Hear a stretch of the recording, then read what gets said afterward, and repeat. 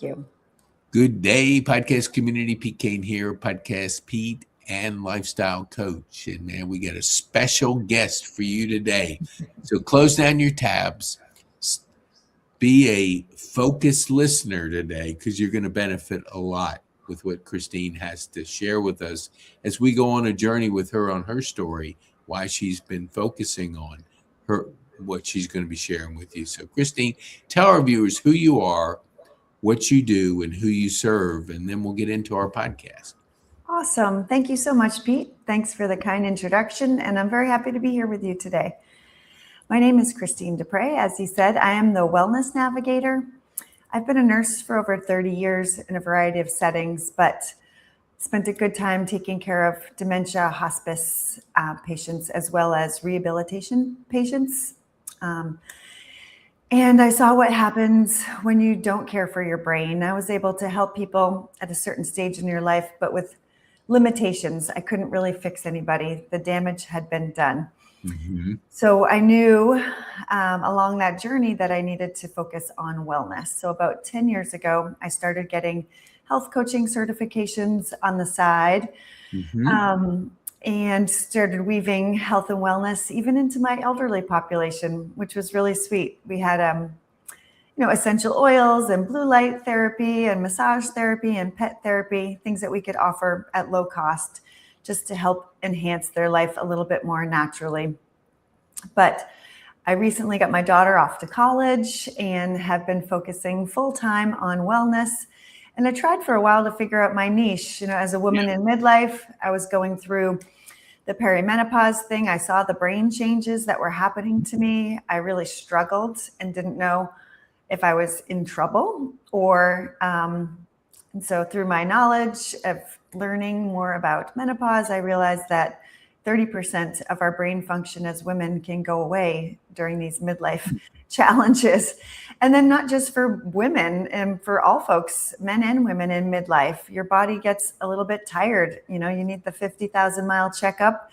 Mm-hmm. You need to be taking a little bit better care of yourself and prioritizing your brain health. So it kind of just came naturally through my studies and through life and what I've been experiencing. Mm-hmm.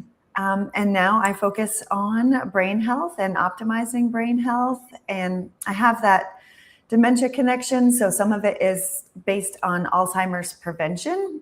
Mm-hmm. I just feel like everybody needs an Alzheimer's prevention plan, whether you have a genetic predisposition or not.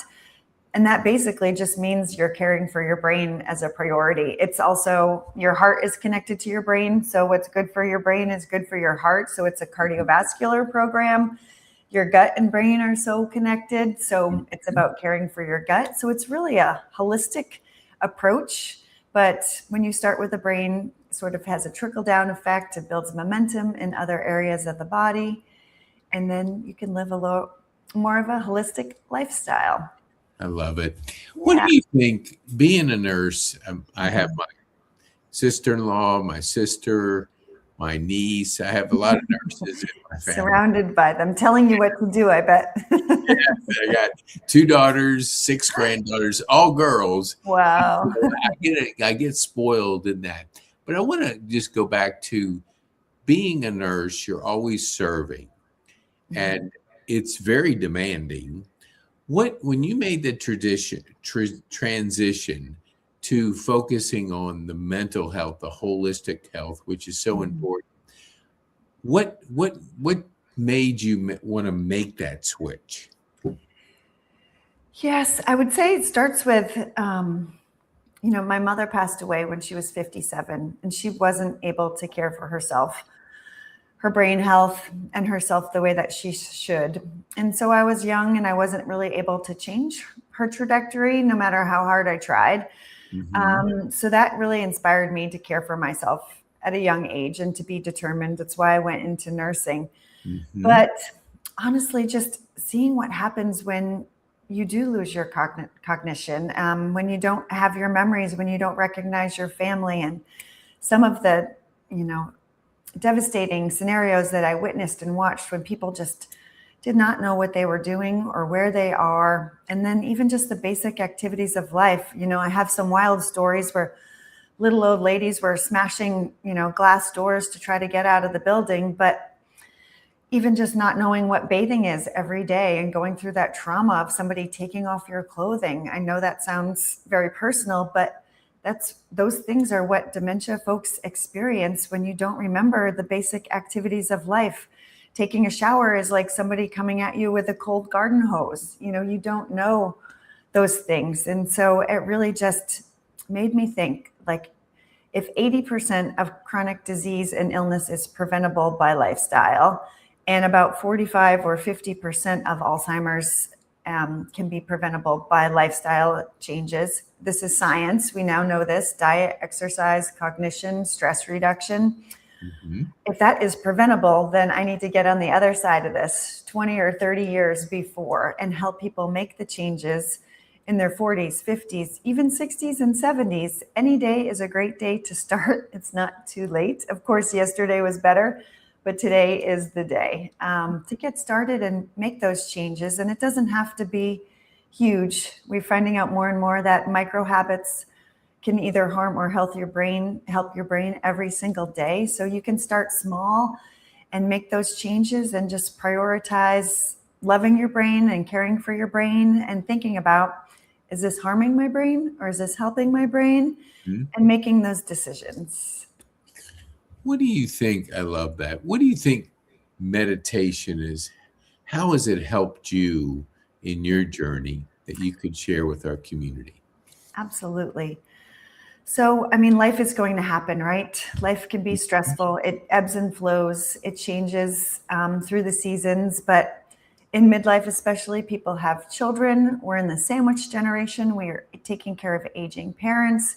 You're busy working. Life is just very busy. So stress is going to happen. So creating resilience in the body any way that we can so that we can weather those storms a little bit easier. Mm-hmm. And meditation is free. It can be done anywhere by anyone. There's no right or wrong.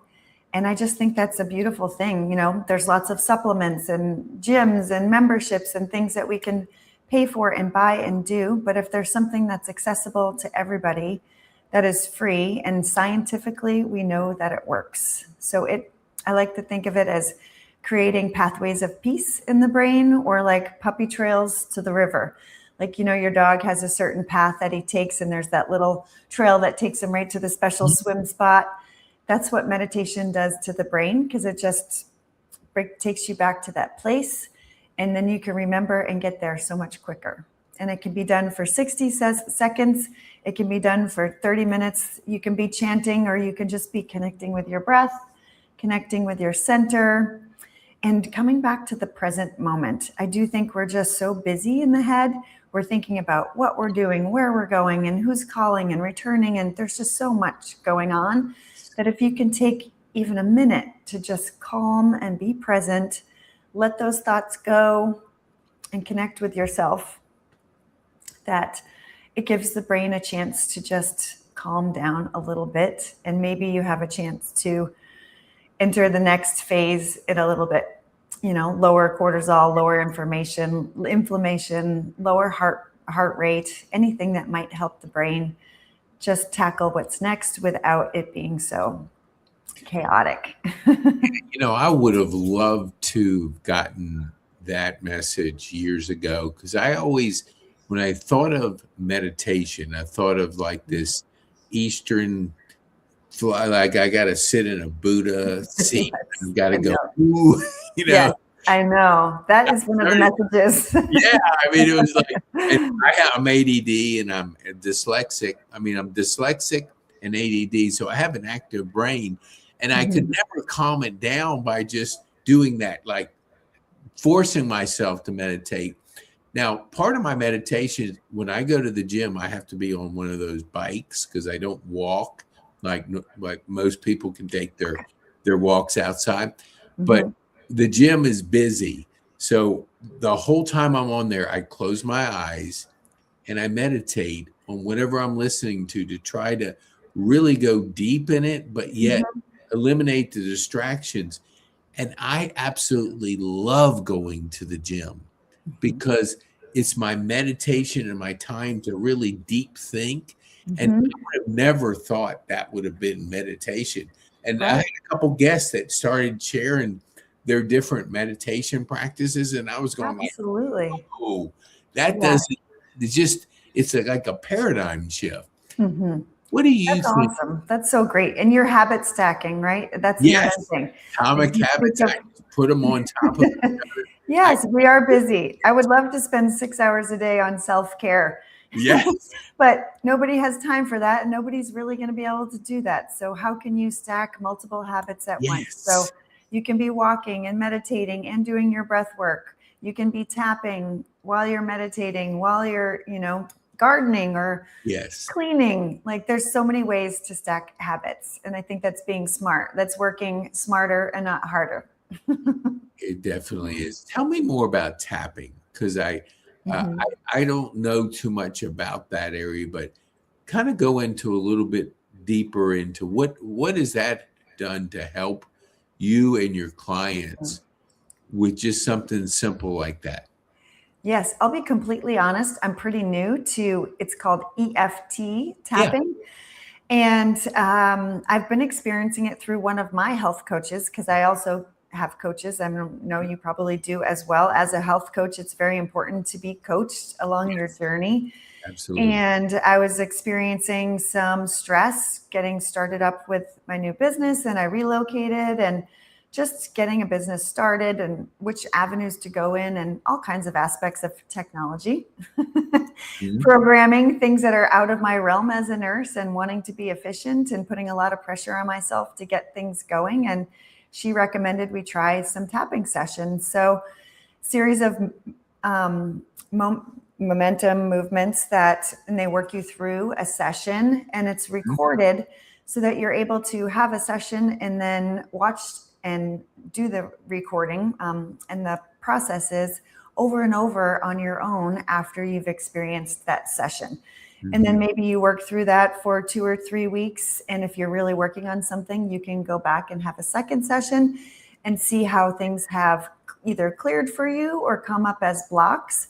And what it does, it kind of invites in the anxiety or the fear or the deep notion of what happened in your past, invites that in, allows your body to feel it, and then helps you let it go and rewire your brain for more Mhm. positivity, more blessings, more energy, whatever you're wanting to have more of in your life.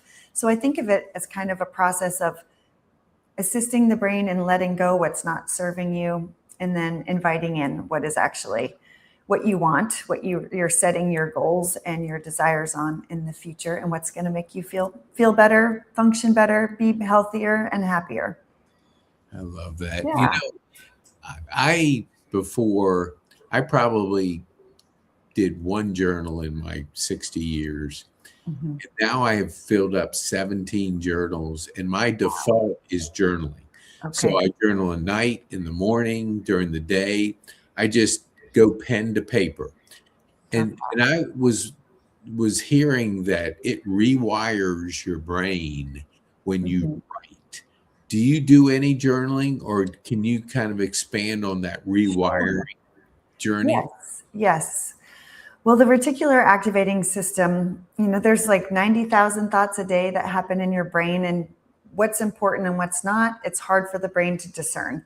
Mhm. So when you write things down, it activates that RAS system and it signals to your brain that this is more important, that this is valuable to you. And so that triggers your brain to look for things in your life. It's kind of, they use the example of the red car. Like you decide that you want to buy a red car, you've not really noticed them, you think it's really cool. Mhm. And then once you tell your brain that and you write it down and you start looking at cars and you're researching, next thing you know, you see the red cars everywhere and you're like, well, how did this happen? This is so strange.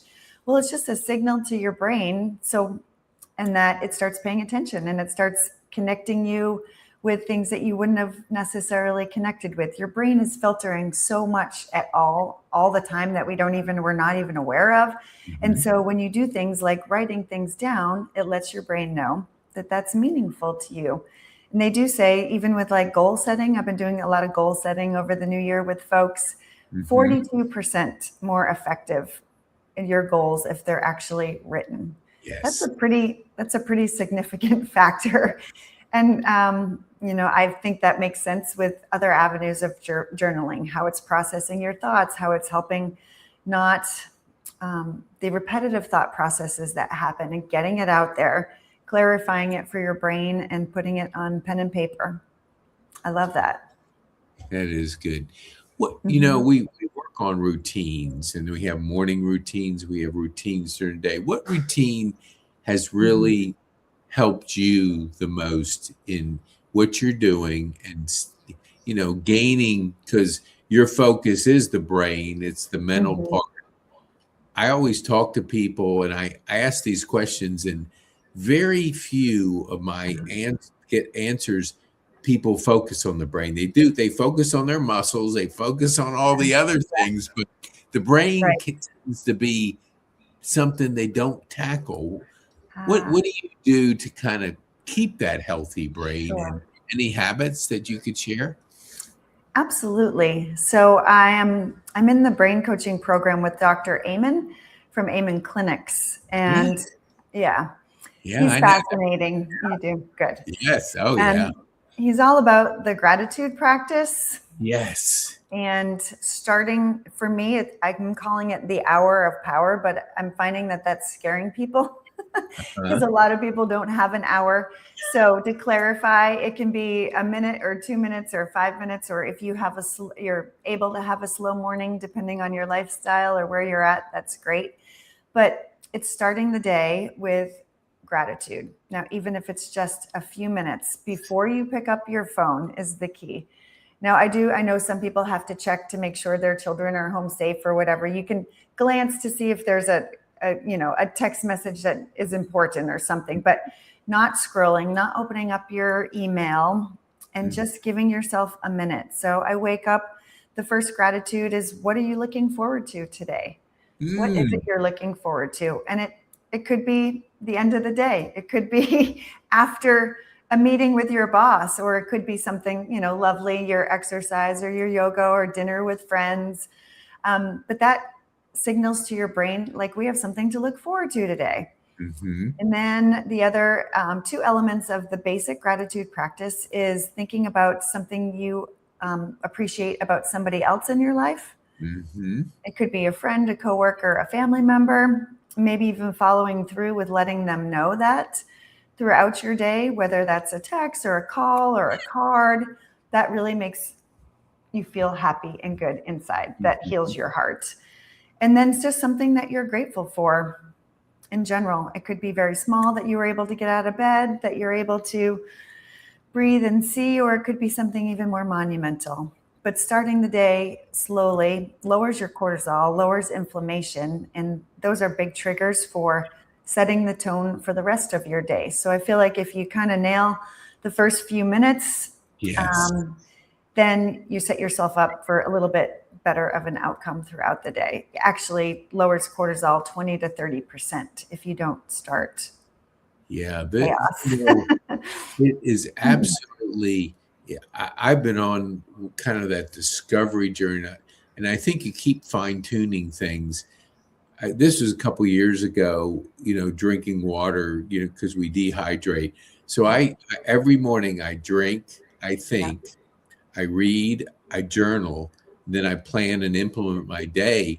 But it's all part of that gratitude you just said, like what I'm excited about today, yes. I'm looking forward to, what idea, Mhm.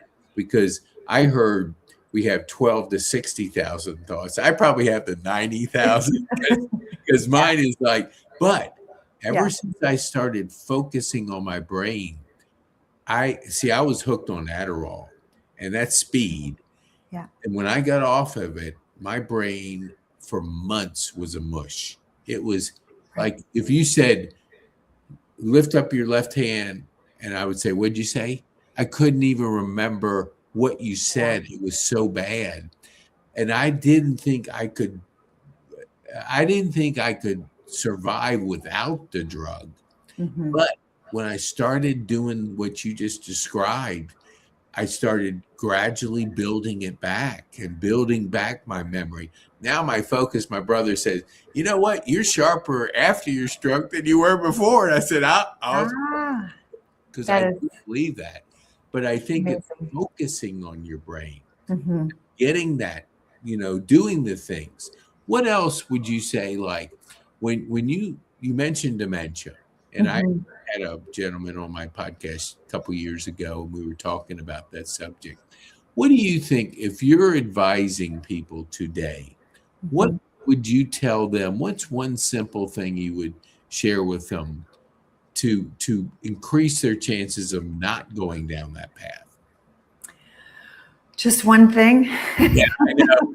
That's what I was saying, because it's a combination. Because Right. he shared a little bit too. But Sure. Well, what's your go-to I thing? mean, hydration is essential. The brain is 75% water. The body is 60 or 70% water. We can't function without it. So like you said, starting the day with water so that you flush out all the toxins. The body's working so hard at night to detoxify, and everything is just waiting to be flushed out. But if you go straight to the coffee, that's like, brown water. It's not really giving you the mental image of the clarity of maybe water and lemon juice or water and chlorophyll, like you're cleansing. So you really need to take out the trash.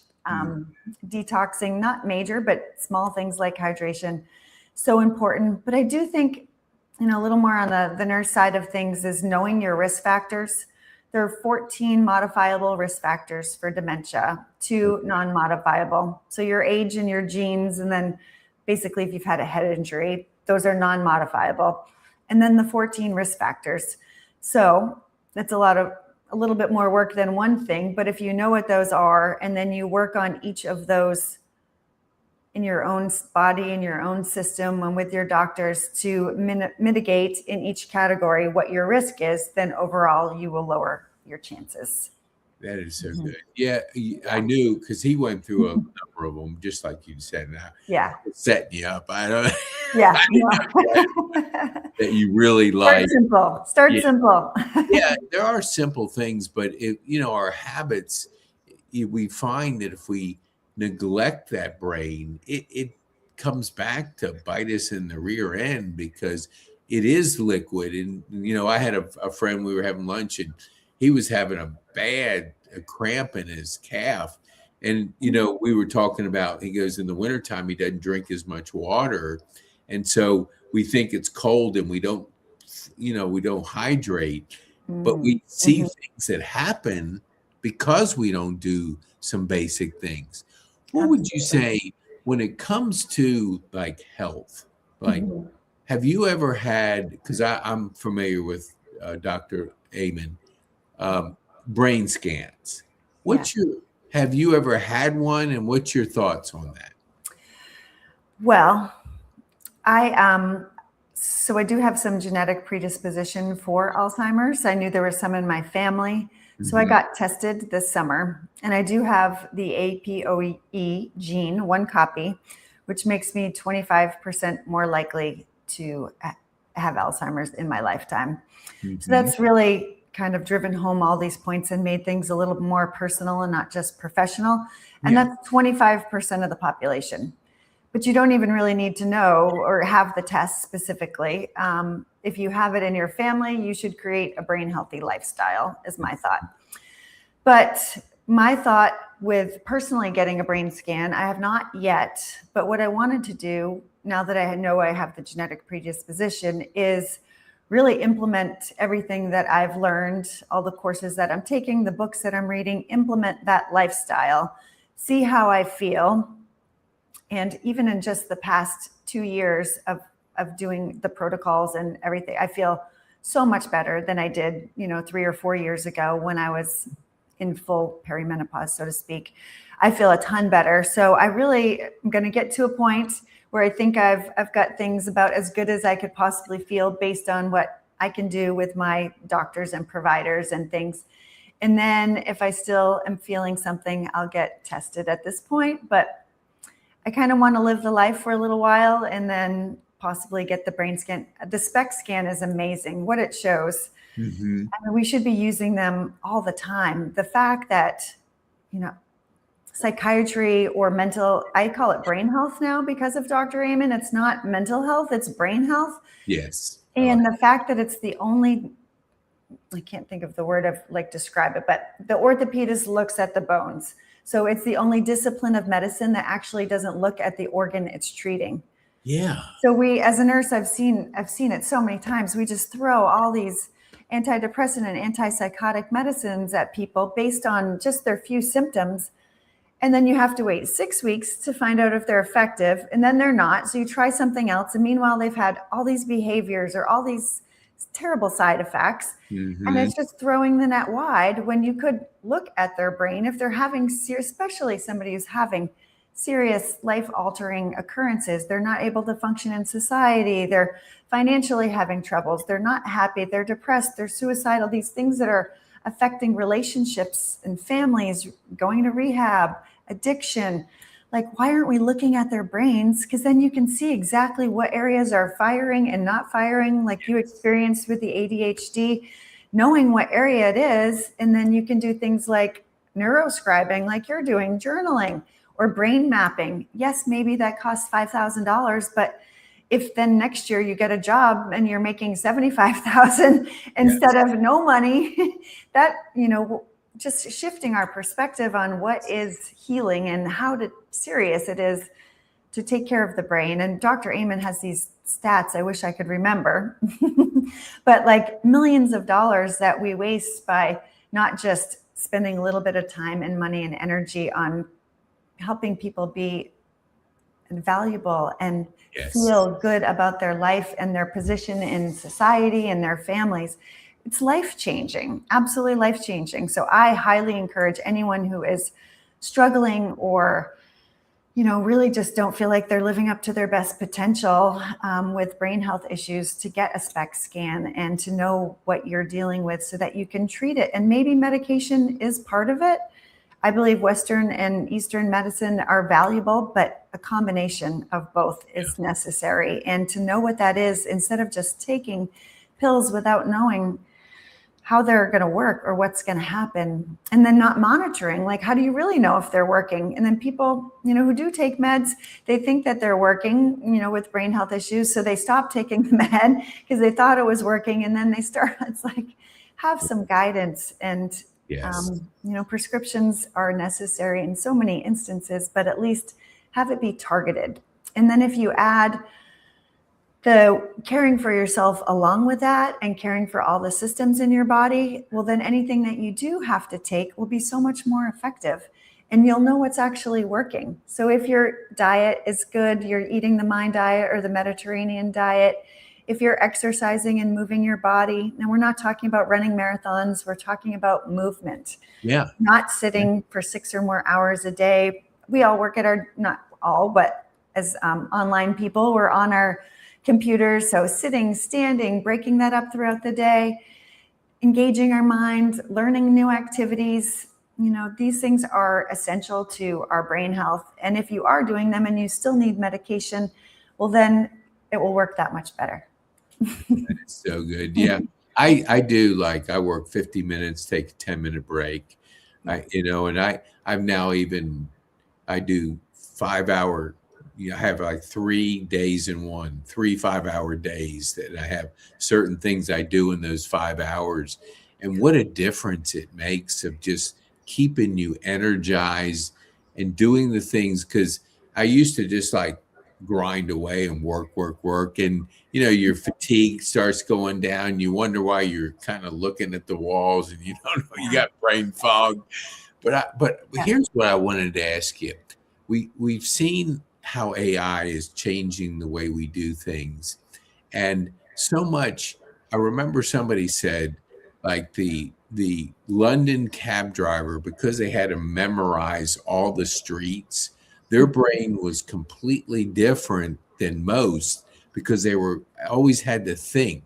Mm-hmm. AI tends to, I don't know who has said it too, not dumbify, but just numb our brain, because if we don't keep thinking, we lose it. How are you using AI, knowing how you got to keep that brain healthy? Are you balancing it, or what are you doing to not make sure you're just not thinking and you're just relying on AI all the time? Sure. Yeah, I use it when it's absolutely necessary. Like I moved to Atlanta from Montana. Oh, really? Yeah, about a little over a year ago. And I was never so dependent on Google Maps in my life. But now I turn it off when I can and test myself. Yeah. Yeah, learning new things. I mean, your brain loves it. It's so essential. So things that are outside of AI, Yeah. music and art, recipes, um, things that use hand-eye coordination, like picking up a new sport like tennis or pickleball or paddleball. Those things are really going to help your brain a lot. There are brain exercises, and those are great. Brain HQ is good. But as far as AI, I really, when I need it, I'll use it to get what I need, as far as prompts and some research really quickly. There's no encyclopedias anymore. So it is a great research tool to kind of gather the best of what's out there, but it's not always right. And I love to actually read a real book. I'm not one that wants to read on my computer. I like real books. So Me too. Yeah. and there's so many great books out there. I mean, I think really this whole health initiative and this whole 3.0 healthcare has really inspired lots of great material.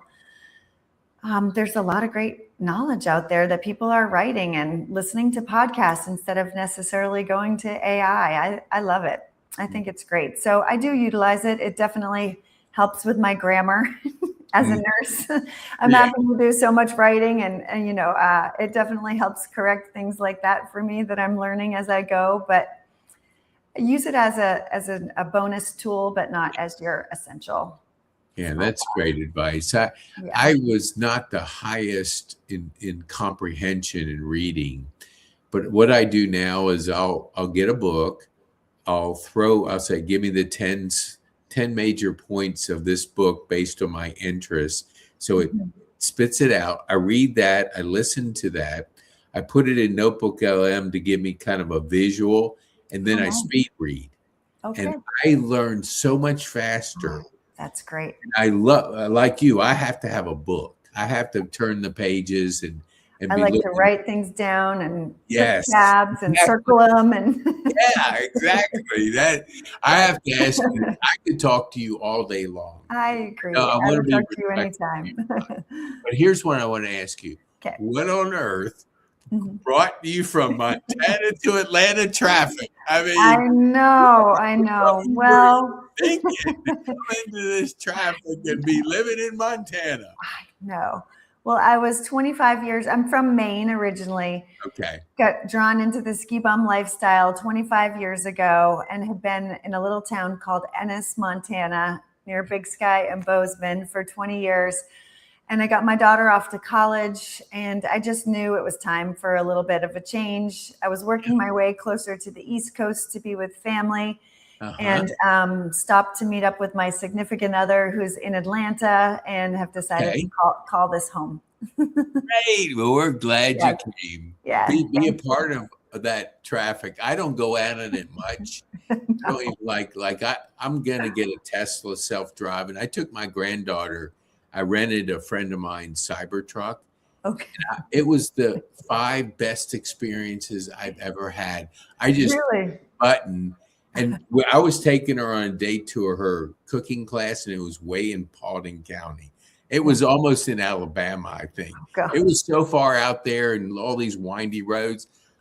All I was doing, it was driving by itself. It was the most incredible day.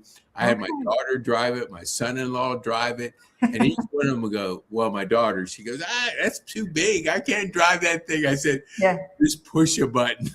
And it was crazy because it went into a Publix parking lot, parked in a little tight spot. And so, but I guess the traffic was not a problem because this thing just drives by itself. But it's incredible. Traffic is probably a little bit different than Montana traffic. Well, I'm used to dodging, elk and deer over mountain roads and snowstorms, and I was paralyzed, to be honest. I probably almost got into an accident the first day I hit 85, headed to visit my daughter up in Athens because I couldn't move. I didn't know what to do, and Yeah. Someone was following me and they were like, go, Yeah. you need to go. Yeah, they're zipping around because I take my time. I have to have Yeah, complete silence when I'm in the car. But these people are zipping in and out, and they're running, going I know. on It Earth. is. But I it had is. my phone originally set to avoid the highways and I forgot to change it. And I went to visit family in Yeah. Alabama, in Birmingham. And I'm like 3.5 hours into this trip and I can see I-20 over there, but I'm like, I wonder, there must be something going on over there. I thought Birmingham was only a couple hours away. Yeah. So finally, I'm like, I don't know what's going on. I pull over and I call somebody and they're like, oh yeah, check your settings. And I hadn't even thought about it, but I was taking the rural route all the way to Birmingham. And I said, okay, this is enough. You've got to be a big girl. And when you can avoid the highways, absolutely. But you're going to have to hop on the highway sometimes. Yeah, it's you got to experience it to appreciate it. And when you come from an area that doesn't have as much and you jump in, it does take a while to get used to it because they move around fast and there's no gap anymore. Used to be 10 years ago, 5 years ago, you could get it in between lunch and there was some gaps. Now it's just busy all the time. So, Christine, I want to tell our viewers, how can they get a hold of you? Absolutely. So my business is The Wellness Navigator, and that is my website, The Wellness Navigator. Okay. I am on Instagram as The Wellness Navigator and Christine Dupre on LinkedIn. Awesome. Yes. I want to encourage our viewers. Thank you. Share this with people you know, because the brain is so tender and there's lots of things you can do and you don't even realize it because you can't see it. But take care of your brain and reach out to Christine because she'll help you there. So what would be the one thing you would want our viewers to take home from our time on this podcast? I mean, the brain and the body, they're so miraculous and they're working so hard for you every day. And they just need a little bit more love. They really just need you to be mindful and thoughtful and to care for them as well as they want to care for you.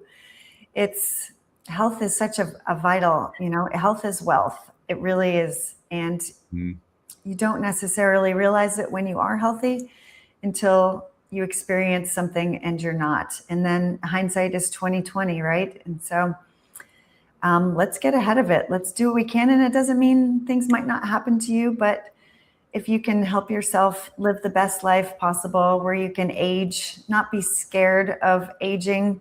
I'm not saying we're going to age gracefully. I'm not anti-aging. It's happening. But to live the best years with the quality of life that you can have, maintaining your independence, remembering your beautiful memories, and aging with confidence and vitality is my wish for everyone. Oh, that is so beautiful. Thank you so much for taking the time. You've been a delightful guest, and we appreciate you coming on to share your journey with us. So, Christine, thank you so much. Thank you, Pete. It was a pleasure.